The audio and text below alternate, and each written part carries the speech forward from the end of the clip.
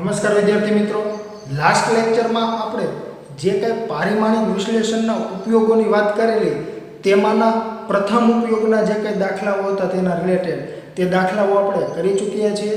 જ્યારે આજે આપણે જે બીજો ઉપયોગ હતો એટલે કે મેં તમને કીધેલું કે કોઈ પણ સમીકરણ છે તે પારિમાણિક દ્રષ્ટિએ યથાર્થ છે કે નહીં તેની ચકાસણી કરી શકાય, એટલે કે આપેલું સમીકરણ પારિમાણિક દ્રષ્ટિએ સાચું છે કે ખોટું છે તે ચેક કરી શકાય। તો લાસ્ટ લેક્ચરમાં મેં તમને તેના રિલેટેડ એટલે કે તે જે બીજો ઉપયોગ છે તેના આધારિત દાખલાઓની વાત કરીએ તો કે તેમાંથી મેં તમને એક દાખલો ગણાવેલો હતો જે ઉદાહરણનો હતો। તો ત્યારબાદના જે કંઈ દાખલાઓ છે તે બીજા ઉપયોગને આધારિત તે જોઈએ અને ત્યાર પછી આપણે જે જેડબલઈ અને નીટની વાત કરીએ તો કે જેડબલઈ અને નીટમાં જે એમસીક્યુ લેવલે જે બીજા ઉપયોગને આધારિત દાખલાઓ કઈ રીતે પૂછાતા હોય છે તે પણ જોઈશું। અને લાસ્ટ લેક્ચરમાં આપણે જે મેં તમને વાત કરેલી કે 10 ગ્રામ 10 સેમી અને 0.1 સેકન્ડ જે છે તે એક દાખલો હતો, તો તેવા પણ આપણે જેડબલઈ અને નીટમાં પૂછાતા હોય છે। સાથે સાથે તમને જે કંઈ હોમવર્કમાં અહીંયાથી જે કાંઈ દાખલાઓ આપવામાં આવે છે તે પણ તમે પ્રેક્ટિસ કરો છો અને તેના સોલ્યુશન પણ તમે તમારી બુકમાં લખો છો, જેથી કરીને તમને તૈયારી કરવામાં સરળતા રહે અને તમે ખૂબ સારી એવી તૈયારી કરી શકો। તો વિદ્યાર્થી મિત્રો, આજે હવે જે બીજા ઉપયોગને આધારિત જે એ રીતના જે દાખલાઓ છે તે આપણે હવે જોશું। તો તેમાં હું તમને વાત કરું તો કે ઉદાહરણનો જે દાખલો છે જે છે દાખલા નંબર ઉદાહરણ 2.16, જે ઉદાહરણ 2.15 હતું તે આપણે ગઈકાલે જોઈ ચૂક્યા છીએ, એટલે કે લાસ્ટ લેક્ચરમાં જોઈ ચૂક્યા છીએ। તો ઉદાહરણ 2.16 શું કહે છે? ઊર્જાનો SI એકમ જૂલ બરાબર kg * મીટર સ્ક્વેર પર સેકન્ડ સ્ક્વેર, એટલે કે ત્યાં તમને એવું કીધું છે kg * મીટર સ્ક્વેર સેકન્ડ -2 અને તે જ રીતે વેગ v માટે મીટર પ્રતિ સેકન્ડ અને પ્રવેગ a માટે મીટર પ્રતિ સેકન્ડ સ્ક્વેર છે। નીચે આપેલ સૂત્રો પૈકી કયા સૂત્રો પારિમાણિક દ્રષ્ટિએ ગતિ ઊર્જા માટે તમે ખોટા ઠેરવશો? અને ત્યાં બ્રેકેટમાં તમને કીધેલું છે m પદાર્થનું દળ સૂચવે છે। તો વિદ્યાર્થી મિત્રો, જો તમને જે નીચે સૂત્રો આપેલા છે a b c d અને e, તો આ જે સૂત્રો છે તેમાંથી પારિમાણિક દ્રષ્ટિએ કેટલા સૂત્રો ખોટા છે અને કેટલા સૂત્રો સાચા છે તે આપણે જોવાનું છે। તો એમાં આપણે પ્રથમ સૂત્રની વાત કરીએ તો કે ઉદાહરણનો દાખલા નંબર 2.16 એટલે કે ઉદાહરણ 2.16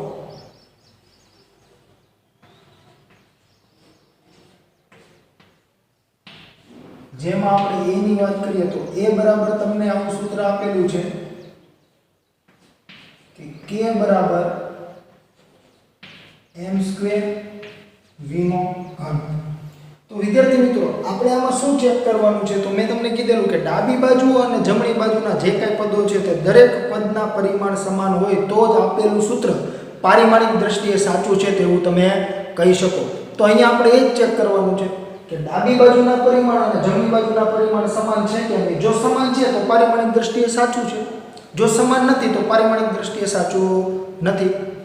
તો વિદ્યાર્થી મિત્રો, ડાબી બાજુ જે છે ત્યાં તમને કીધેલું છે જે k છે એ ગતિ ઊર્જા છે અને મેં તમને કીધેલું કે ગતિ ઊર્જા જે છે આપણે અગાઉના દાખલાની વાત કરીએ તો મેં ત્યાં તમને કીધેલું ½ આ ગતિ ઊર્જાનું સૂત્ર છે કે દળ માટે m લખાય પરિમાણ અને વેગનું પરિમાણ શું હોય તો કે L1 t - 1, પરંતુ એનો વર્ગ છે એટલે શું થઈ જશે L2 અને t - 2। તો આ જુઓ તો કાર્ય અને ઊર્જાનું પરિમાણિક સૂત્ર હતું તે જ થયું ને, એટલે મેં તમને ત્યાં કીધેલું કે ઊર્જાના જે સૂત્રો છે તે સમાન હશે, પછી ગતિ ઊર્જા હોય કે સ્થિતિ ઊર્જા હોય યાંત્રિક ઊર્જા હોય। તો વિદ્યાર્થી મિત્રો, ડાબી બાજુનું પરિમાણ શું છે આપણી પાસે તો કે m1 L2 t - 2। તો તમે અહીંયા ડાયરેક્ટલી લખી શકો કે ડાબી બાજુના પરિમાણ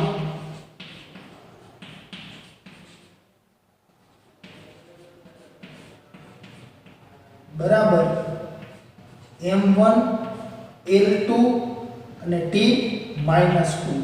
હવે જો તો જમણી બાજુના પરિમાણે આપણે ચેક કરી લેશું। જો બંને સમાન છે તો પારિમાણિક દ્રષ્ટિએ સાચું છે અને સમાન નથી તો પારિમાણિક દ્રષ્ટિએ સાચું નથી।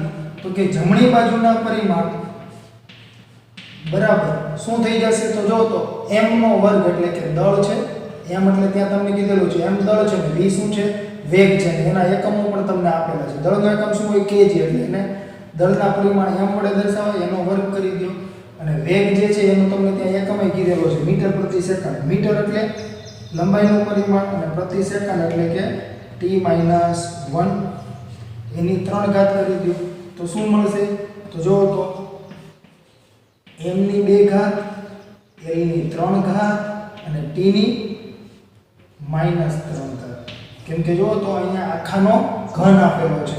તો જો તો ડાબી બાજુનું પરિમાણ શું આવ્યું? m1 l2 t-2. જમણી બાજુનું પરિમાણ શું આવ્યું? m2 l3 ને t-3. તો સાચું નથી. તમે આમાંય જોઈ શકો તો k છે એ ગતિ ઊર્જા છે. તો ગતિ ઊર્જા અથવા તો કે ઊર્જાનો એકમ શું હોય? જૂલ. જેને આપણે લખીએ તો આવું પણ લખી શકાય ને kg મીટર²/સેકન્ડ². જે મેં તમને પારિમાણિક સૂત્રોનું જે લિસ્ટ તમને પીડીએફ સ્વરૂપે આપેલું છે તેમાં તમે જોઈ શકો છો. તેમાં મેં તમને આ બંને એકમો લખેલા છે.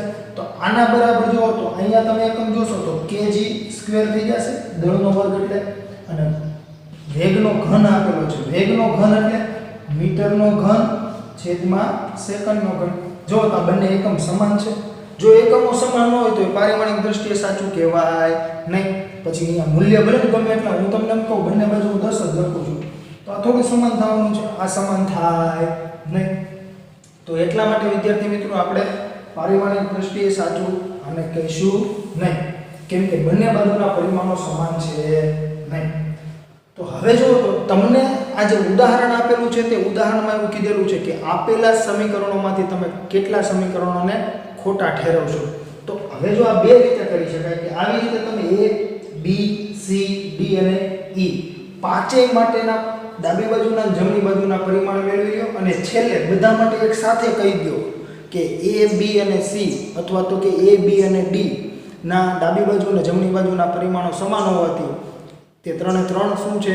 સાચા છે અને બાકીનામાં સમાન નથી એટલે સાચા નથી. અથવા તો કે દરેકમાં તમે પર્સનલી લખો કે આપેલ સમીકરણ ડાબી બાજુ અને જમણી બાજુના પરિમાણ સમાન હોવાથી આપેલ સમીકરણ પારિમાણિક દ્રષ્ટિએ સાચું છે. તો આપણે અત્યારે એવું લખીએ છીએ કે અહીંયા સાથે સાથે લખતા જાય જેથી કરીને તમને ખ્યાલ આવે. તો અહીંયા લખાય આમ ડાબી બાજુ તથા જમણી બાજુના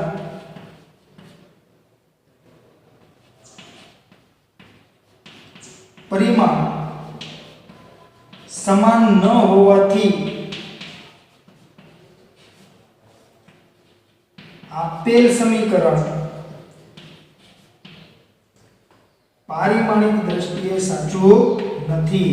જે મેં તમને લાસ્ટ લેક્ચરમાં પણ કીધેલું અને અત્યારે પણ આપણે સમજીએ. પારિમાણિક દ્રષ્ટિએ સાચું નથી. તો વિદ્યાર્થી મિત્રો હવે બી ઓપ્શન જોઈએ. તો બી માં તમને શું કીધેલું છે? તો કે બી માં એવું કીધેલું છે કે k ½ mv². તો જો તો વિદ્યાર્થી મિત્રો બી જે છે ને એ સાચો જ હોવો જોઈએ. શું કરવા? તો કે તમને મેં કાલે જ કીધેલું કે આ જે છે k = ½ mv². કાલે આપણે જે અથવા લાસ્ટ લેક્ચરમાં મેં તમને કીધેલું કે ½ mv² બરાબર mgh છે. ઉદાહરણ 2.15 હતું તેમાં મેં કીધેલું ગતિ ઊર્જા છે ડાબી બાજુ અને જમણી બાજુ છે mgh એટલે કે સ્થિતિ ઊર્જા છે. બંને ઊર્જા છે, બંનેના પરિમાણો સમાન હોય અને ત્યાં મેં તમને કીધેલું ½ mv² એ શું છે? તો કે ગતિ ઊર્જા. જો તો અહીંયા ગતિ ઊર્જા અને આ ગતિ ઊર્જા તો સમાન જ હોવાના છે. તેમ છતાં આપણે એને ચેક કરવાનું, કેમ કે આપણે દાખલા સ્વરૂપે પૂછેલું છે તો આપણે એમને જવાબ લખી શકીએ નહીં. તો અહીંયા આપણે ચેક કરીશું તો કે જો ડાબી બાજુના પરિમાણ તો બધામાં સમાન જ આવશે. બધા માટે તમારે સેમ જ લખવાના રહેશે, કેમ કે ડાબી બાજુ તમને ઓલરેડી બધા માટે k આપેલો છે. k શું છે? ગતિ ઊર્જા, જેનું પારિમાણિક સૂત્ર m1 l2 t-2 અને એટલા માટે જ તમને કીધેલું છે ત્યાં કે એકમ જૂલ છે અને kg × મીટર²/સેકન્ડ². જે હમણાં પણ મેં તમને લખેલું kg × મીટર²/સેકન્ડ² અને એકમ ઉપરથી જો પારિમાણિક સૂત્ર લખો તો આ દળ છે તો કે m1. આ શું છે? તો કે લંબાઈ દર્શાવે છે, લંબાઈનો એકમ છે અને છેદમાં શું છે? તો કે સમયનો એકમ છે તો એની 2 ઘાત. પરંતુ ઉપર લખશું તો શું થઈ જશે? ધન ઘાત છે એટલે માઈનસ ઘાત થઈ જશે. તો આવી રીતે આપણે ગતિ ઊર્જા માટે લખતા હોઈએ છીએ. તો ત્યારબાદની વાત કરીએ તો કે જમણી બાજુના પરિમાણ આપણે ચેક કરવા પડશે. તો આ તો ડાબી બાજુના પરિમાણ લખ્યા. હવે જમણી બાજુના પરિમાણ જોઈ લઈએ. તો તો કે જમણી બાજુના પરિમાણ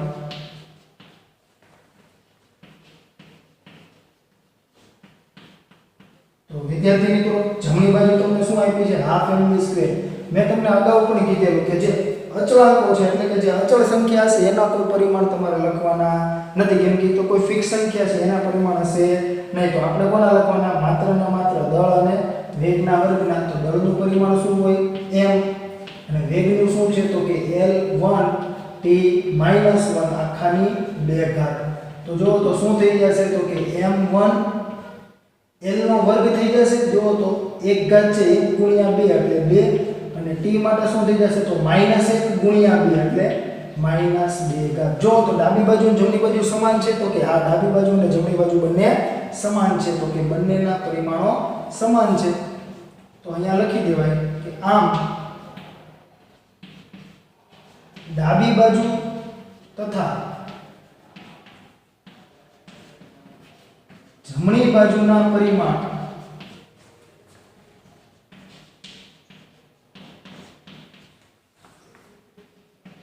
સમાન હોવાથી આપેલ સમીકરણ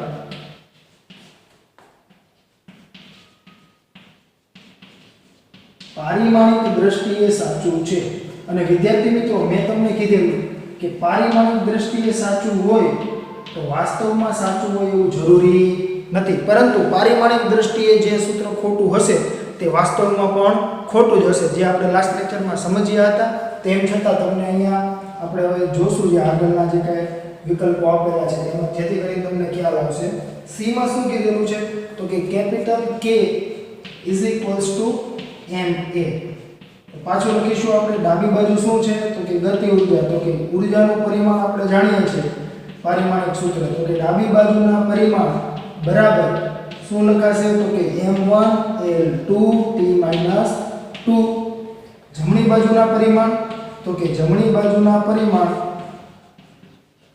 આપણે જોઈશું શું આવશે તો કે બંનેના પરિમાણ લખી દઈએ m શું છે દળનું પરિમાણ તો કે m વડે દર્શાવાય અને પ્રવેગનો એકમ તમને ત્યાં શું કીધો છે મીટર પ્રતિ સેકન્ડ સ્ક્વેર એટલે કે પ્રવેગનું શું થઈ જશે L1 કેમ કે મીટર છે અને છેદમાં સમય છે સમયનો વર્ગ છેદમાં છે તમે અંશમાં લખો તો શું કરવું પડશે ઘાત જે છે ધન ઘાત છે તો ઋણ લખીશું અને ત્યાં તમે જો ઉદાહરણમાં જોશો તો તમને આવું જ લખેલું છે મીટર * સેકન્ડ - 2 એટલે L1 t - 2 તો શું મળશે તો કે m1 L1 t - 2 જો તો આ તો કોના પરિમાણ થયા તો કે આ બળના પરિમાણ છે અને તમે 9મા ધોરણમાં ભણી ગયા છો F = ma તો આ બળનું સૂત્ર છે ને તો બળ અને ઊર્જાના પરિમાણ સમાન હોઈ શકે નહીં અને આપણે મળેલા પણ નથી તો એટલા માટે વિદ્યાર્થી મિત્રો તો આમાં જો તો ડાબી બાજુ અને જમણી બાજુના પરિમાણ સમાન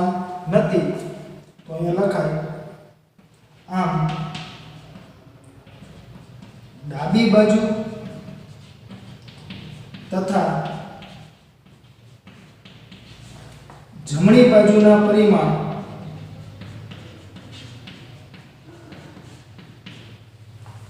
સમાન ન હોવાથી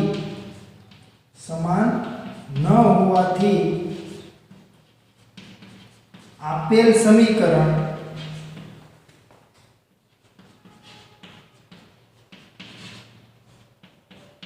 પારિમાણિક દ્રષ્ટિએ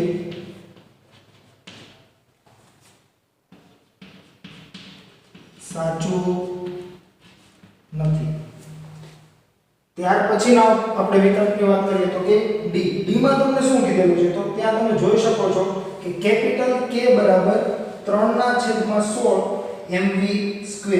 તો જો તો વિદ્યાર્થી મિત્રો 3/16 અને mv² આપેલો છે. અહીંયા આપણે શું હતું તો કે જો હાફ mv². તો ત્યારે મેં તમને કીધેલું જે અચળ સંખ્યા છે એના તો આપણે કઈ પરિમાણ લખતા નથી, કેમ કે એને કોઈ ફિક્સ સંખ્યા હશે અને એને કોઈ એકમ નહીં હોય એટલે પરિમાણ હોય ને એને આપણે ધ્યાનમાં લેતા નથી. તો જો તમે એને ધ્યાનમાં નથી લેતા તો હું હાફ mv² કહું કે 3/16 mv² કહું, બંનેના સમાન જ મળવા જોઈએ પરિમાણ, કેમ કે તમે 3/16 ના તો કોઈ પરિમાણ લેવાના નથી સૂત્રમાં, એટલે કે આવું કીધેલું છે k બરાબર 3/16 mv². તો જો તો પરિમાણ સમાન જ મળશે જે તમને અહીંયા મળેલા એવા જ. તો જોઈ શકીએ આપણે તો કે ડાબી બાજુના પરિમાણ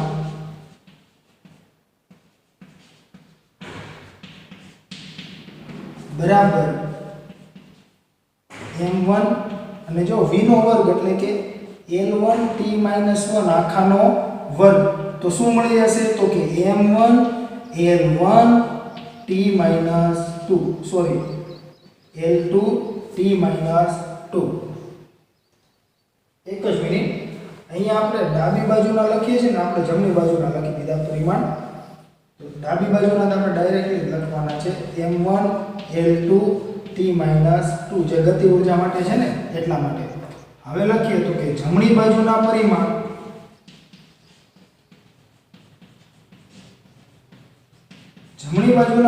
શું હશે તો કે હમણાં આપણે લખેલું દળનું પરિમાણ m, v નું પરિમાણ એટલે કે વેગનું પરિમાણ શું હોય l1t-1 અને આખાનો વર્ગ. તો શું મળી જશે જમણી બાજુ માટે m1 l2t-2. તો જો તો ડાબી બાજુ અને જમણી બાજુ બંનેના પરિમાણ સમાન મળેલા છે. તો આથી તમે અહીંયા લખી શકો કે ડાબી બાજુ અને જમણી બાજુના પરિમાણ સમાન હોવાથી ડાબી બાજુ તથા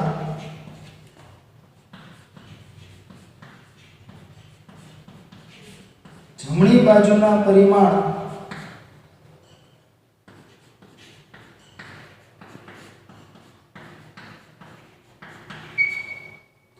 સમાન હોવાથી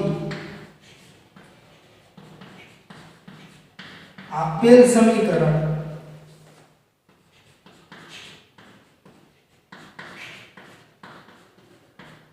પારિમાણિક દ્રષ્ટિએ સાચું છે. જો વિદ્યાર્થી મિત્રો આપણે દર વખતે આવું લખીએ છીએ કે પારિમાણિક દ્રષ્ટિએ સાચું છે, એનો ખરો મિનિંગ તમને હવે અત્યારે ખ્યાલ આવશે. જેમ મેં તમને અગાઉ પણ કીધેલું કે જે સૂત્ર પારિમાણિક દ્રષ્ટિએ સાચું હોય એ સાચું જ છે, વાસ્તવમાં એવું જરૂરી નથી. પરંતુ પારિમાણિક દ્રષ્ટિએ જે ખોટું હશે તે હંમેશા ખોટું જ હશે. તો એ વાતનો ખુલાસો તમને અત્યારે ખબર પડી જશે. જો અહીંયા આપણે ડાબી બાજુ જમણી બાજુ સમાન મળેલી, આ કોના માટે હતું તો કે k = ½ mv², b જે હતો તમારો એના માટે. ત્યાં તમને જો તો k બરાબર ½ mv² હતું તોય સાચું મળ્યું. અહીંયા k બરાબર 3/16 mv² હતું તોય સાચું મળ્યું. તો જો તો શું કરવા મળે છે તો કે મેં તમને કીધું કે અહીંયા અચળ સંખ્યા અહીંયા અચળ સંખ્યા એના પરિમાણને આપણે ધ્યાનમાં લેતા નથી. તો જો તો અહીંયા જમણી બાજુ mv² લીધો ને અહીંયા mv² ના પરિમાણ જોયા ને એટલા માટે એ સાચું મળે છે. એટલે જ આપણે એવું કહીએ છીએ કે અહીંયા સાચું કીધું ને અહીંયા સાચું કીધું. તો હું ગતિ ઊર્જાના બંને સૂત્રો સાચા ગણાશે તો કે નહીં. વાસ્તવમાં કયું સૂત્ર સાચું છે? આ છે. કેમ કે પ્રાયોગિક રીતે આની જે કઈ કિંમત છે તે 1/2 હોવી જોઈએ. એટલા માટે એટલે જ મેં તમને કીધેલું કે જે સાચું છે પારિમાણિક દ્રષ્ટિએ 100% સાચું જ હોય, વાસ્તવમાં એવું જરૂરી નથી. પરંતુ જે ખોટું હશે તે 100% ખોટું જ હશે વાસ્તવમાં પણ. અને એટલા માટે જો અહીંયા આપણે લખીએ છીએ કે પારિમાણિક દ્રષ્ટિએ સાચું છે, જે વાસ્તવમાં સાચું છે એવું આપણે લખતા નથી. તો વિદ્યાર્થી મિત્રો ત્યારબાદનો આપણો ઓપ્શન જોઈએ તો કે ઓપ્શન છે ઈ. તો કે ઈ માટે તમને શું કીધેલું છે? જો કે ઓપ્શન નહીં, આપણે જે આપેલા છે તે સૂત્રો જ છે. એટલે કે ઈ માટેનું જે સૂત્ર છે તે જોઈએ તો k ત્યાં તમને કીધું છે ½ mv² ma. જો તો તમને આ જોતા પણ ખ્યાલ આવી જશે. તમે જો ખાલી સૂત્ર જોશો ને તોય તમને ખ્યાલ આવી જાય કે આ સાચું નથી. શું કરવા? તો જો તો અહીંયા ગતિ ઊર્જા આપો એટલે કે આ કેમાં હશે? જૂલ બરાબર. આ મેં કીધું ને આ ગતિ ઊર્જા જ છે. તો કે I જૂલ પ્લસ ma. હમણાં મેં તમને વાત કરેલી તો કોનું સૂત્ર હતું? બળનું. એટલે કે બળનો એકમ અહીંયા લખીએ તો શું થઈ ગયો? ન્યૂટન. તો જો તો સમાન એકમોનો સરવાળો કે બાદબાકી થઈ શકે. એટલે કે આ સૂત્ર સાચું હોય નહીં. કેમ કે અહીંયા શું કહે છે? ઊર્જા બરાબર ઊર્જા પ્લસ બળ.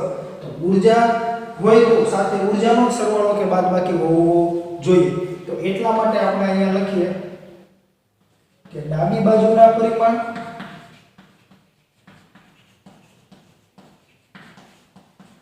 બરાબર શું લખાશે તો કે k નું પરિમાણ છે m1 l2 અને t-2 કેમ કે k શું છે ગતિ ઉર્જા છે.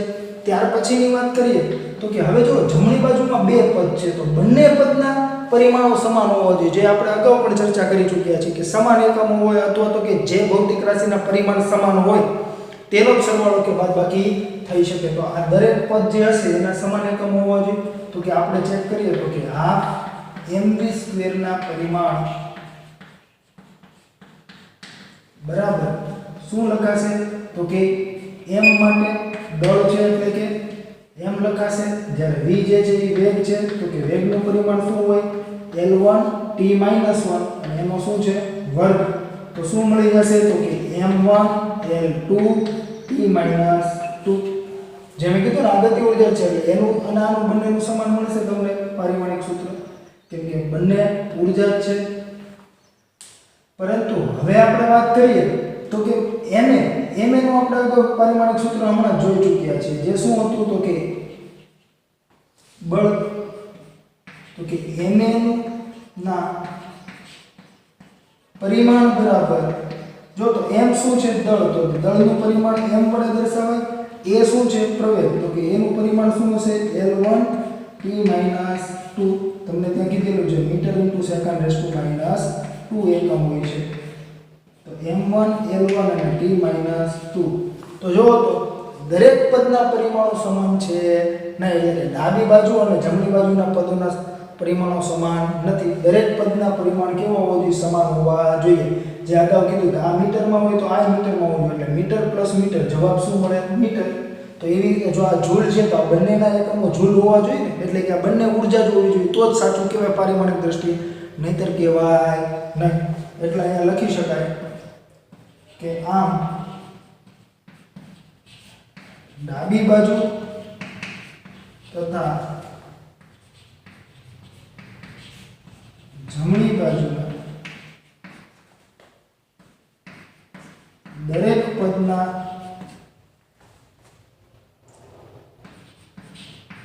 પરિમાણ સમાન ન હોવાથી આપેલ સમીકરણ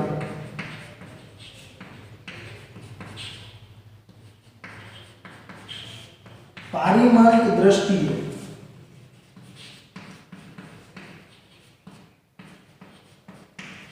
સાચું નથી.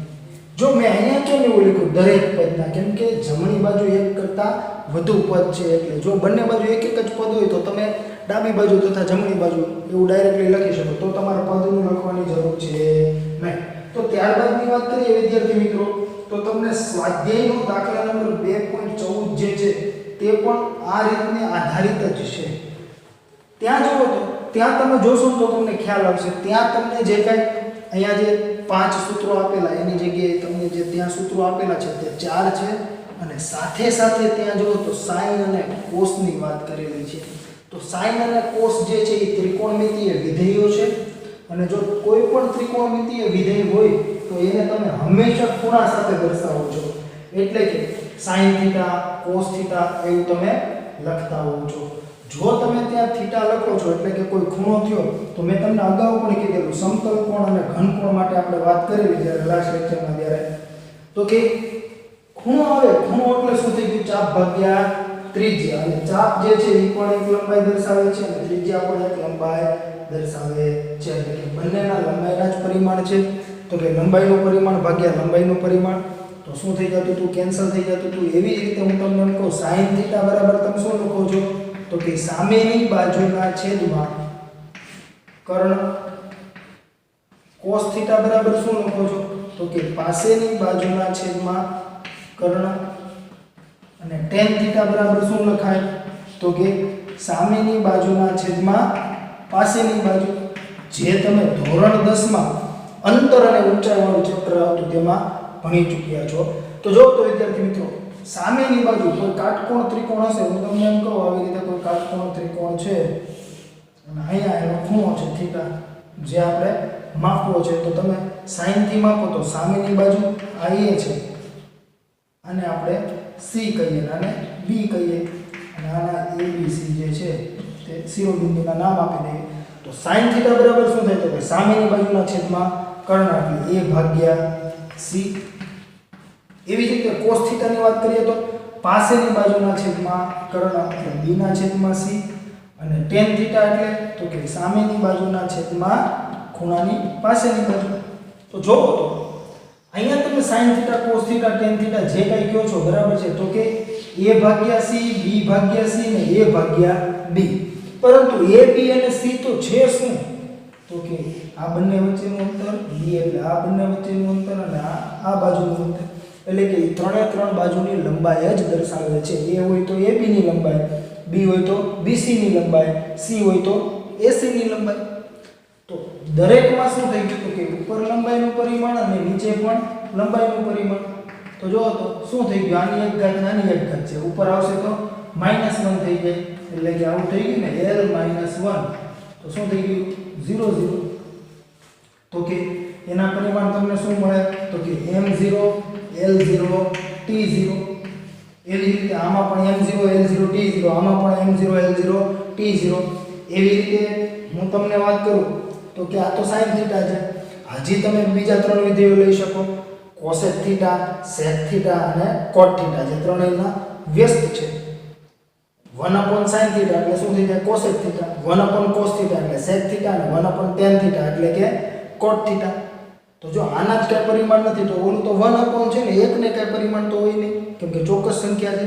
તો એના પણ શું મળી જાય? એટલે કે કોઈ પણ ત્રિકોણમિતિય ગુણોત્તર હોય બરાબર, sin હોય, cos હોય, tan હોય, sec હોય, cosec હોય, cot હોય, તો એનું પારિમાણિક સૂત્ર શું થશે? તો કે m0 l0 t0. એટલે પરિમાણ રહિત જ હોય. એટલે હંમેશા જે કંઈ sin વિધેય સાથે, cos વિધેય સાથે કે tan વિધેય સાથે જે તમને ખૂણો આપેલો હશે તે હંમેશા પરિમાણ રહિત હોવો જોઈએ. પહેલા તમારે એ ચેક કરી લેવાનું, જે કંઈ તમને આપેલા હોય સૂત્રો એમાં જો એ ખૂણો પરિમાણ રહિત નથી તો તમે ડાયરેક્ટલી કહી શકો કે આપેલ ત્રિકોણમિતિય વિધેયનો કોણાંક પરિમાણ રહિત ન હોવાથી આપેલ સમીકરણ પારિમાણિક દ્રષ્ટિએ ખોટું છે, કેમ કે ખૂણો તો પરિમાણ રહિત જ હોવો જોઈએ.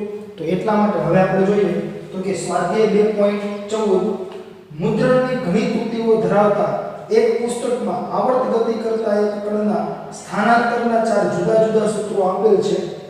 ત્યાં તમને બ્રેકેટમાં કીધું છે a બરાબર કણનું મહત્તમ સ્થાનાંતર, v બરાબર કણની ઝડપ અને કેપિટલ T બરાબર આવર્તકાળ. જો ફરીથી a બરાબર કણનું મહત્તમ સ્થાનાંતર, v બરાબર કણની ઝડપ અને કેપિટલ T બરાબર આવર્તકાળ. પરિમાણને આધારે ખોટા સૂત્રોને નાબૂદ કરો. તો જો ત્યાં તમને કણના સ્થાનાંતરના 4 તમને સૂત્રો આપેલા છે બરાબર છે. તો y જે છે એ તમારું શું થઈ જશે? કણનું સ્થાનાંતર, કેમ કે તમને એનું સૂત્ર જ આપેલા છે 4 એ 4. તો હવે આનું જે સોલ્યુશન છે તેમાં પણ આપણે પહેલા a જોઈએ. તો કે a શું કીધેલો છે? તો કે y બરાબર a sin 2π સ્મોલ t ના છેદમાં કેપિટલ T. જો તો આપણે જાણીએ છીએ સ્મોલ t શું હોય? તો કે સમય. કેપિટલ T શું છે? તો કે આવર્તકાળ. તો આનો પણ એકમ શું છે? સેકન્ડ. અને આનો પણ એકમ શું છે? સેકન્ડ. એટલે કે આ સમયનું પરિમાણ દર્શાવે છે એટલે કે t, અને આ પણ શેનું પરિમાણ દર્શાવશે? t. હવે જો તો 2 જે છે મેં કીધું કોઈ ચોક્કસ સંખ્યા હોય તો એને કોઈ પરિમાણ હોય એટલે એને આપણે ચેક કરવાનું નથી. તો પાઈ લખેલું છે, પાઈ પણ એક ચોક્કસ સંખ્યા જ છે ને, તો એને પણ ધ્યાનમાં લેવાનું નથી. તમારે જોવાનું કેટલું? તો કે t/t. તો આનું તો આપણે લઈ લીધું પરિમાણ. જો તો અહીંયા કેપિટલ T ના છેદમાં કેપિટલ T, એટલે કે બંને સમય જ છે. અથવા તો હું એકમ વાઇઝ જોવા જાઉં તો સેકન્ડ ના છેદમાં સેકન્ડ કેન્સલ થઈ જાય, તો કોઈ એકમ નથી તો કોઈ પરિમાણ હશે નહીં. એટલે આ પરિમાણ રહિત જ છે. એટલે તમે જો ખૂણો ચેક કરી લો, ખૂણો કેવો છે? તો કે પરિમાણ રહિત છે. હવે જો ખૂણો પરિમાણ રહિત છે તો પછી તમારે ડાબી બાજુ જમણી બાજુ ચેક કરવાની, બાકી ચેક કરવાની જરૂર નથી. તો અહીંયા લખાય પહેલા આપેલ સમીકરણમાં 2π સ્મોલ t ના છેદમાં કેપિટલ T પરિમાણ રહિત છે. હવે જો તો કે ડાબી બાજુના પરિમાણ બરાબર શું થઈ જશે? તો કે y નું જે કંઈ પરિમાણ છે તે, તો y તો શું છે? સ્થાનાંતર. તો સ્થાનાંતર એટલે શું થયું? એક લંબાઈ થઈ ગઈ મેં કીધું હતું બે સ્થાન વચ્ચેનું અંતર દર્શાવે છે એટલે કે લંબાઈનું જે પરિમાણ હશે એ જ અંતરનું પરિમાણ તો કે L. હવે જમણી બાજુના પરિમાણ શું આવશે તો કે જો જમણી બાજુના પરિમાણની વાત કરીએ તો પણ તમે ત્યાં ડાયરેક્ટલી લખી શકો કેમ તો મેં કીધું ને આ તો પરિમાણ રહી છે એટલે આના કઈ પરિમાણ આપણે ગુણાકારમાં લેવાના નથી તો એનું પરિમાણ તો એ તમને ત્યાં શું કીધું હતું તો કે કણનું મહત્તમ સ્થાનાંતર તો સ્થાનાંતર જ થયું એટલે આ પણ સ્થાનાંતર હતું તો આ પણ એ જ થયું L અને જો આના લખવો હોય તો તમારે શું લખાશે તો કે m0 L0 અને t0 એટલે કાંઈ લખવાની જરૂર છે નહીં નહીતર પાછું તમારે એક સ્ટેપ વધશે એટલે જ આપણે પહેલા અહીંયા ઉલ્લેખ કરી દીધો પરિમાણ રહિત છે તો વિદ્યાર્થી મિત્રો હવે જો તો ચેક કરો તો આ બંનેના પરિમાણ આના L અને આના પણ L એટલે આનું તમારું સૂત્ર લખવું શું લખાશે તો કે m0 L1 t0 અને આના માટે શું થઈ જશે તો કે m0 L1 અને t0 તો ડાબી બાજુ અને જમણી બાજુના બંનેના પરિમાણ સમાન છે એટલે તમે અહીંયા લખી શકો કે આપેલ સમીકરણ પારિમાણિક દ્રષ્ટિએ સાચું છે તો અહીંયા લખાય આમ ડાબી બાજુ તથા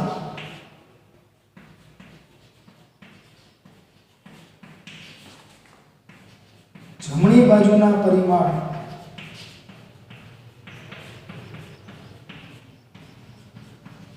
સમાન હોવાથી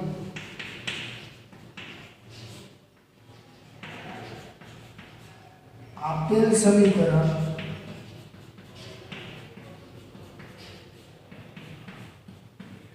પારિમાણિક દ્રષ્ટિએ સાચું છે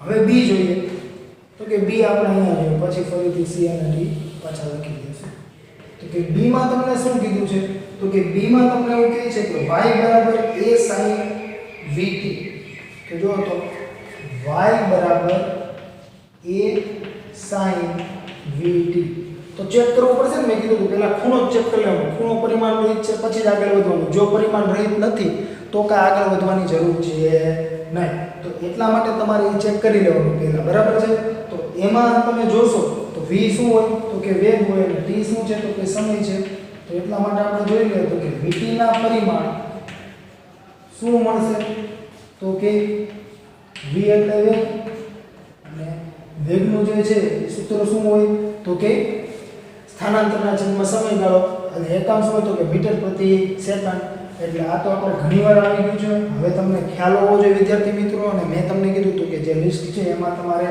જે પારિમાણિક સૂત્રો મેં તમને આપેલા છે તે તમારે યાદ રાખવાના જેથી કરીને દાખલો જે છે એ વધુ સમય લે નહીં તો એટલા માટે હવે તમે જોશો તો આનું પારિમાણિક સૂત્ર શું મળી જશે તમે જો m નથી તો m ની 0 ઘાત l ની 1 ઘાત અને t ની શું થઈ ગઈ તો કે 0 ઘાત તો જો તો વિદ્યાર્થી મિત્રો અહીંયા તમે ચેક કરશો તો તમને એવો ખ્યાલ આવશે કે અહીંયા l ની 1 ઘાત છે એટલે કે આ પરિમાણ રહી નથી તો અહીંયા લખી શકાય આમ આપેલ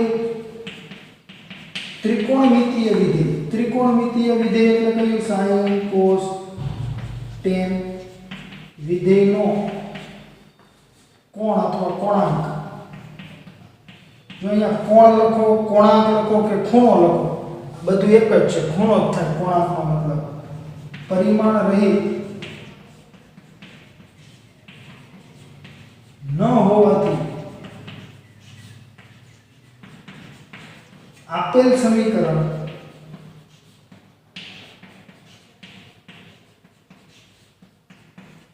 પારિમાણિક દ્રષ્ટિએ સાચું નથી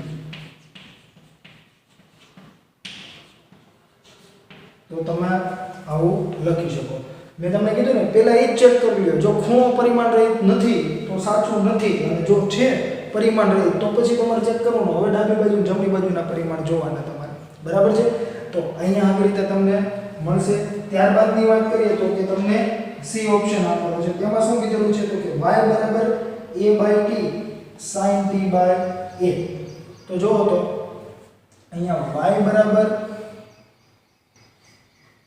સી માં તમને એવું કીધું છે y બરાબર a/t એટલે કે a ના છેદમાં કેપિટલ t અને sin t બાય a બરાબર છે। તો આપેલ સમીકરણમાં તમે જુઓ તો પાછું ખૂણો ચેક કરી લેવાનો। તો કે ખૂણો જુઓ તો અહીંયા પરિમાણ રહિત હશે તો કે નહીં હોય। શું કરવા તો કે જે t છે એ સમય છે એટલે કે સેકન્ડ અને છેદમાં જે a છે એ શું કીધું છે તમને તો કે મહત્તમ સ્થાનાંતર એટલે કે લંબાઈ એટલે એને શેમાં દર્શાવીશું આપણે તો કે મીટરમાં। જો આ મીટરમાં છે અને આ સેકન્ડ છે એટલે કે તમે આમાં જોશો તો કે t બાય a ના પરિમાણ બરાબર આ સમય છે એટલે કે કેપિટલ T અને a છે એ તો મહત્તમ સ્થાનાંતર છે તો કે કેપિટલ L। તો શું મળી ગયું પરિમાણ તો કે m નથી તો m 0 l જે છેદમાં 1 છે ઘાત એટલે ઉપર આવશે તો -1 ઘાત અને t ની 1 ઘાત। તો જો તો વિદ્યાર્થી મિત્રો ખૂણો જે છે એ પરિમાણ રહિત નથી। તો પાછું જે આપણે સામે લખેલું એવું જ લખી દેવાનું। આમ આપેલ ત્રિકોણમિતિય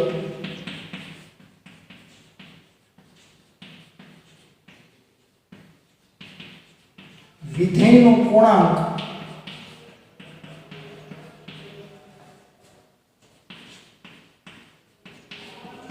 પરિમાણ રહિત ન હોવાથી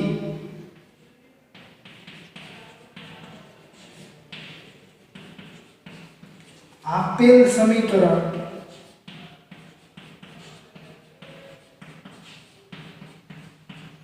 પારિમાણિક દ્રષ્ટિએ સાચું નથી।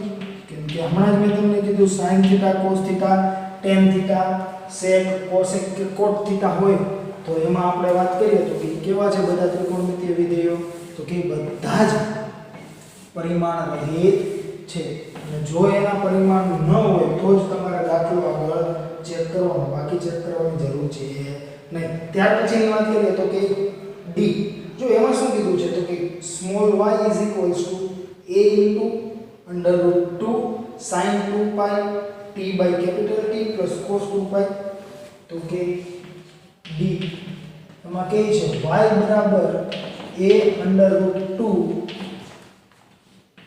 sin 2 pi small t ના છેદમાં capital T plus cos 2 pi small t ના છેદમાં capital T। તો હમણાં આપણે એમાં જ ચેક કરેલું જો તો કે આપેલ સમીકરણમાં જે કાઈ 2 pi by કેપિટલ T છે એ કેવું છે પરિમાણ રહિત છે। એટલે જો તો અહીંયા બંનેના ખૂણા પરિમાણ રહિત છે એટલે આ વિધેય જે પરિમાણ રહિત હોવા જોઈએ તે પરિમાણ રહિત જ છે। એટલે તમારે આનું પારિમાણિક સૂત્ર હવે છે નહીં કે બધું 0 0 0 તો પારિમાણિક દ્રષ્ટિએ સાચું જ છે કેમ કે 0 0 0 જ હોવા જોઈએ। તો તમારે ચેક કેનું કરવાનું તો કે y બરાબર જે y ના જે પરિમાણ છે એ અહીંયા a under root 2 ના હોવા જોઈએ પણ under root 2 છે એ તો કોઈ ચોક્કસ સંખ્યા છે એટલે કે y નું પરિમાણ બરાબર a નું પરિમાણ હોવું જોઈએ। તો કે y શું છે સ્થાનાંતર a શું છે તો કે મહત્તમ સ્થાનાંતર। હવે સ્થાનાંતર મેં તમને વેગમાં કીધેલું કે પ્રારંભિક વેગ હોય અંતિમ વેગ હોય કે ખાલી વેગ હોય ત્રણેયના પરિમાણ સમાન જ હોય કેમ કે વેગ છે ને એકમ તો એનો એ જ રહેવાનું તો પરિમાણ કેવા હોય સમાન હોય। તો એટલા માટે y અને a ના પરિમાણ તમને કેવા મળશે તો કે સમાન મળશે એટલે તે પણ પારિમાણિક દ્રષ્ટિએ કેવું હશે તો કે સાચું હશે। તો એટલા માટે હવે આપણે તે લખીએ કે કેવી રીતે લખાશે તો કે આપેલ સમીકરણમાં 2 pi small t by capital T પરિમાણ રહિત છે। હવે જો આ પરિમાણ રહિત હોય તો તમારે ડાબી બાજુ જમણી બાજુના પરિમાણ ચેક કરવાના। તો કે ડાબી બાજુના પરિમાણ તો ડાબી બાજુનું પરિમાણ શું હશે તો કે સ્થાનાંતર જ છે એટલે કે m શું હોય 0 હોય માત્ર એને લંબાઈનું જ પરિમાણ હશે કેમ કે સ્થાનાંતર એટલે એક અંતર જ થઈ ગયું તો કે m0 l1 t0 અને જમણી બાજુ તમારે એનું લખવાનું એ પણ શું છે સ્થાનાંતર જ છે ને પણ કેવું મહત્તમ સ્થાનાંતર એવું કીધેલું છે તો કે મહત્તમ હોય ન્યૂનતમ હોય કે ફક્ત સ્થાનાંતરની વાત કરેલી હોય એકમ તો શું હોવાનો છે મીટર જ હોવાનું જો એકમ મીટર હોય તો એનું પરિમાણ કેનું હોય તો કે લંબાઈનું કેમ કે લંબાઈનું એકમ મીટર છે। તો જો તો બંનેના પરિમાણો સમાન છે આમ તમે લખી શકો કે આમ ડાબી બાજુ તથા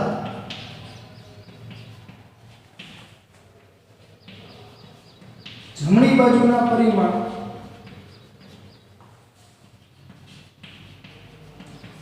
સમાન હોવાથી આપેલ સમીકરણ પારિમાણિક દ્રષ્ટિએ સાચું છે. સમાન હોવાથી આપેલ સમીકરણ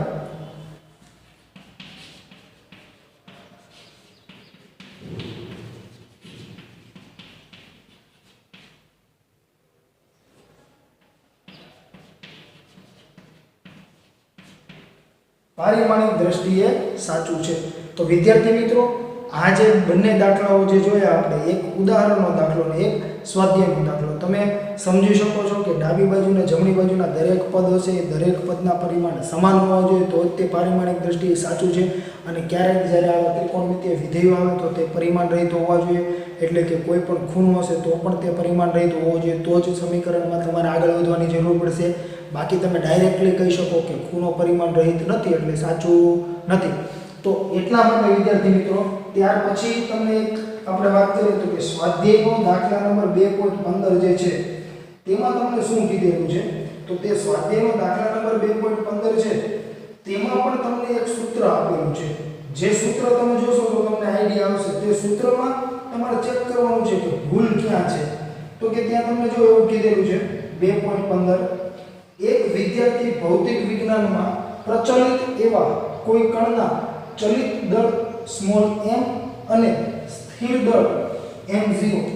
જો ચલિત દળ હોય કે સ્થિર દળ હોય, ચલિત દળ એટલે શું, તો કે જે ગતિમાં હશે, એટલે કે જે સ્થિર નહીં હોય તે, અને સ્થિર દળ એટલે કે જે વસ્તુ સ્થિર પડી છે એનું દળ. તો કે ગતિમાં હોય કે સ્થિર હોય, દળ તો એકમ તો બધા માટે સેમ જ હોય, કેજી જ હોય, બરાબર છે. એટલે એમાં કાંઈ તમારે મૂંઝાવવાની જરૂર નથી. મેં કીધું ને, વેગ આવે, વેગ અંતિમ હોય, પ્રારંભિક હોય કે ગમે વેગ હોય, વેગનું પરિમાણ એવું જ હોય, બદલાશે નહીં. એટલે એનાથી ગભરાઈ જવાનું કે આ તો પ્રારંભિક વેગ કીધો, અંતિમ વેગ કીધો, કે ચલિત દળ કીધું છે, કે સ્થિર દળ કીધું છે, બરાબર છે. તો ત્યાં આગળ જોઈએ શું કહે છે, તો કે તથા કણનો વેગ v અને પ્રકાશની ઝડપ c વચ્ચેનો બ્રેકેટમાં કીધું છે આ સંબંધ પ્રથમ આલ્બર્ટ આઇન્સ્ટાઈનના વિશિષ્ટ સાપેક્ષતાના સિદ્ધાંતના પરિણામ સ્વરૂપે મળેલ હતો. પછી બ્રેકેટ ઓવર છે, પછી કહે છે સંબંધને લગભગ સાચો યાદ રાખીને લખે છે, પરંતુ અચળાંક c ને ક્યાં મૂકવો તે ભૂલી જાય છે. તે સ્મોલ m બરાબર સ્મોલ m0 ના છેદમાં 1 - v²1/2 લખે છે. અનુમાન કરો કે c ને ક્યાં મૂકવો જોઈએ. તો વિદ્યાર્થી મિત્રો, તમે જોવો તો ત્યાં સ્વાધ્યાયનો જે દાખલા નંબર 2.15 છે તે ખૂબ જ સરળ છે. જો આ રીતના જે કાંઈ પણ દાખલા હશે તમારે માત્ર ને માત્ર એ જ જોવાનું છે કે જો તમને એવું કહી દે કે આપેલ સમીકરણ પારિમાણિક દ્રષ્ટિએ સાચું છે કે નહીં તે ચેક કરો, તો ડાબી બાજુ જમણી બાજુના પરિમાણ જોવા પડે. સમાન છે તો સાચું છે, સમાન નથી તો સાચું નથી. અને જો એવું કંઈક કોઈ સૂત્ર છે એ સાચું હોવું જોઈએ, તો સાચું ક્યારે હોય, તો કે બંનેના પરિમાણો સમાન હોય તો, બાકી સાચું હોય નહીં. અહીંયા પણ એવું થયું છે, તેને એક સૂત્ર આપેલું છે. જે સૂત્ર શું છે, તો કે m બરાબર m0 ના છેદમાં 1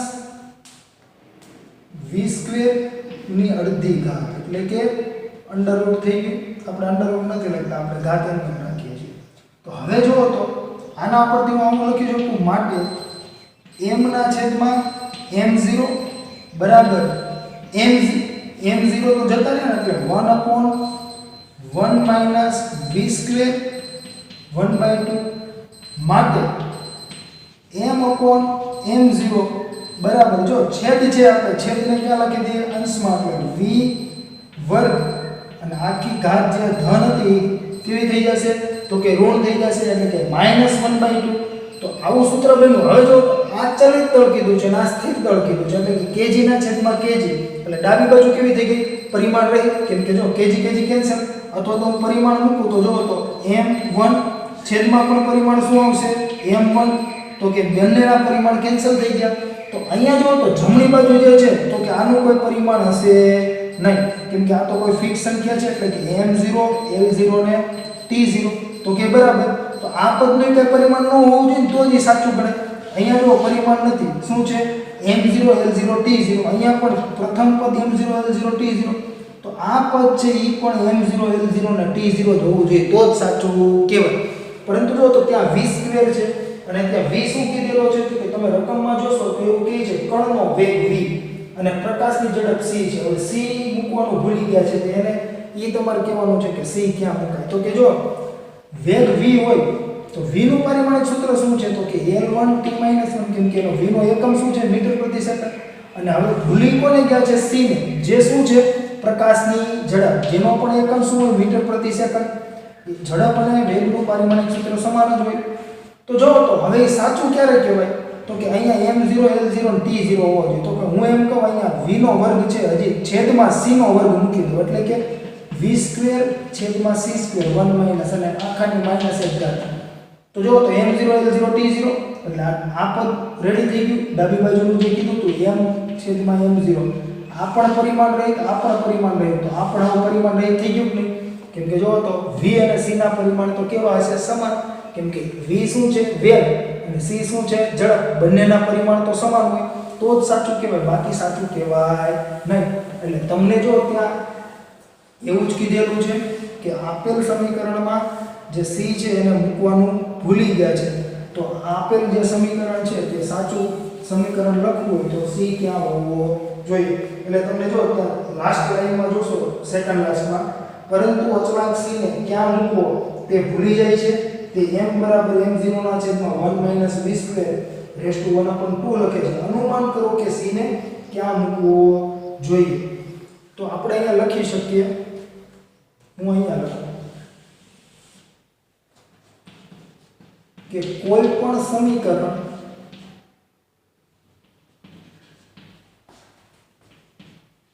ત્યારે સાચું કહેવાય જ્યારે તેની બંને બાજુના પરિમાણ સમાન હોય. આથી આપેલ સમીકરણની ડાબી બાજુ પરિમાણ રહિત હોવાથી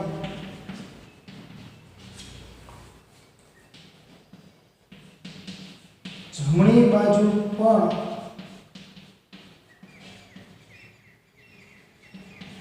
પરિમાણ રહિત હોવી જોઈએ. અને તે ત્યારે જ શક્ય છે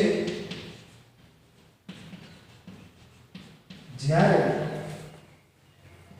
v1 - v² રેસ ટુ -1/2 ને બદલે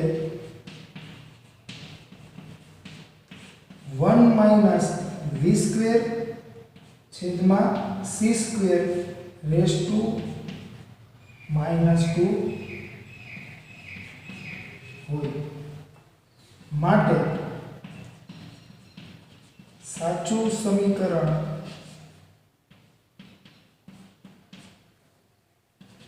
m બરાબર m0 અથવા તો કે તમે આવું પણ લખી શકો m છેદમાં m0 1 - v² ના છેદમાં c² રેસ ટુ -1/2. અને જો કોઈને એવું હોય કે m ના ફોર્મમાં લખવું છે તો કે જે m0 જે છેદમાં આપણે લીધો તો તેને પાછો અંશમાં જવા દઈએ તો એને તમે જો અંશમાં લખશો તો બે રીતે લખાશે. એટલે કે m0 અહીંયા જશે તો m0 1 - v²/c² રેસ ટુ -1/2 અથવા તો કે આને અંશમાં જવા દીધો તો આને પાછો છેદમાં મૂકી દો કે m0 ના છેદમાં 1 - v²/c² રેસ ટુ 1/2. એટલે સાચું સમીકરણ બે રીતે લખી શકાય m0 1 - v²/c² રેસ ટુ -1/2 અથવા તો કે આને આખાને છેદમાં જવા દો ધન ઘાત લઈ લો ગમે તે ચાલે તમે જે રીતે લખો તે રીતે બરાબર છે. અને જો એ લખવું હોય તો કોઈને તો જો આવી રીતે લખાશે m0 1 - v² છેદમાં c² આખાની 1/2 ઘાત. બરાબર છે. એટલે આની જગ્યાએ તમે આવું પણ લખી શકો, જેને જે અનુકૂળ આવે તે. બરાબર, કેમ કે આપણે ખોટું એક સ્ટેપ વધારીને કોઈ ફાયદો છે નહીં. આ પણ સાચું જ છે આવી રીતે લખો તો. તો વિદ્યાર્થી મિત્રો, આવી રીતે આપણે જે કંઈ પારિમાણિક દ્રષ્ટિએ સમીકરણો સાચા છે કે નહીં તે ચેક કરી શકીએ છીએ. અને આ જે કંઈ આપણે દાખલાઓની વાત કરેલી તે આપણે સ્વાધ્યાયના ઉદાહરણના દાખલા જોયા. આના સિવાયના જે કંઈ એક્સ્ટ્રા દાખલાઓ છે તે હવે આપણે આના પછીના લેક્ચરમાં જોશું. અને તે જે દાખલાઓ જોવાના છે તે દાખલાઓ જે જી અને નીટમાં જે તમને થોડાક તમે કોમ્પ્લિકેટેડ જેને કહી શકો, પરંતુ વાસ્તવમાં એ સેજ પણ કોમ્પ્લિકેટેડ હશે નહીં. તે બહુ નોર્મલ જ હશે, પરંતુ તમે જોશો તો તમને એવું લાગે જેમ કે આ તમે સમીકરણ જોયું તો તમને એવું લાગ્યું કે આમાં શું છે, પરંતુ આપણે એને સમજીએ તો કેમ તમારા માટે સરળ થઈ ગયું. તો એવી જ રીતે આપણે એને સમજીને તે બધાનું સોલ્યુશન કરીશું. અને એવા જ દાખલા પછી હું તમને હોમવર્કમાં આપીશ. અને જો આ લેક્ચરમાં જે કાંઈ આપણે પારિમાણિક દ્રષ્ટિએ જે કાંઈ સમીકરણો સાચા છે કે ખોટા છે તે આપણે એના રિલેટેડના દાખલા જે જોયેલા છે તેમાં જો કોઈને કોઈ પણ જાતનો પ્રશ્ન હોય તો તમે મારો સંપર્ક કરી શકો છો. અસ્તુ, આભાર.